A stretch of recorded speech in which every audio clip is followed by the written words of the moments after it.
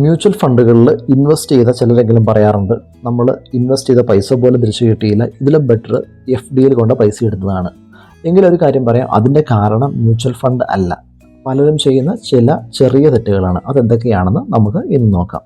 നിങ്ങൾക്ക് stock market മുഴുവനായിട്ട് പഠിക്കണമെന്നുണ്ടെങ്കിൽ എൻ്റെ സ്റ്റോക്ക് മാർക്കറ്റിൻ്റെ കംപ്ലീറ്റ് കോഴ്സ് ഇപ്പോൾ 499 രൂപയ്ക്ക് ലഭ്യമാണ്. നിങ്ങൾക്ക് മ്യൂച്വൽ ഫണ്ട് സെലക്ഷന് വേണ്ടിയിട്ട് പേഴ്സണൽ അസിസ്റ്റൻസ് വേണമെങ്കിൽ അതിനുള്ള ലിങ്ക് ഞാൻ താഴെ കൊടുക്കുന്നുണ്ട്.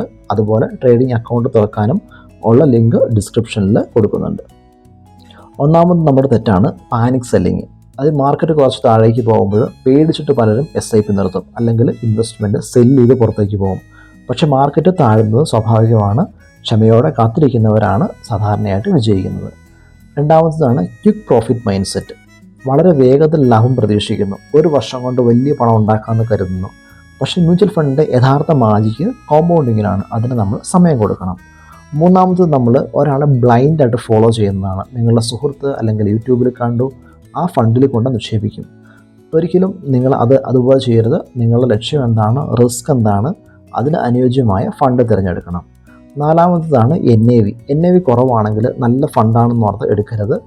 NAV കൂടുതലോ കുറവോ എന്നതല്ല പ്രധാനം, ഫണ്ടിൻ്റെ ഗുണനിലവാരവും പ്രകടനവുമാണ് നിങ്ങൾ നോക്കേണ്ടത്. അവസാനമായിട്ട് പറയാനുള്ളത്, മ്യൂച്വൽ ഫണ്ടുകൾ കാരണം ആരുടെയും പണം നഷ്ടപ്പെടുന്നില്ല. തെറ്റായ നമ്മുടെ തീരുമാനം, ചില വികാരങ്ങൾ, പെട്ടെന്ന് സെല്ല് ചെയ്യാൻ തോന്നുന്നു, അതുകൊണ്ടൊക്കെയാണ് നഷ്ടങ്ങൾ സംഭവിക്കുന്നത്. നിങ്ങളുടെ പണം ബുദ്ധിപൂർവ്വം വളർത്താൻ പഠിക്കണമെങ്കിൽ ഈ പേജ് ഫോളോ ചെയ്യുക. Thank you.